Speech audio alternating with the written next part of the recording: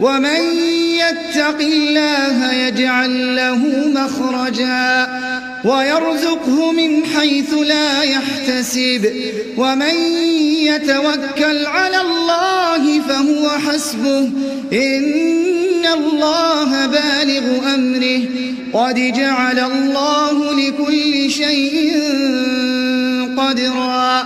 واللائي يئسن من المحيض من نسائكم إن ارتبتم فعدتهن 3 أشهر واللائي لم يحضن وأولاة الأحمال أجلهن أن يضعن حملهن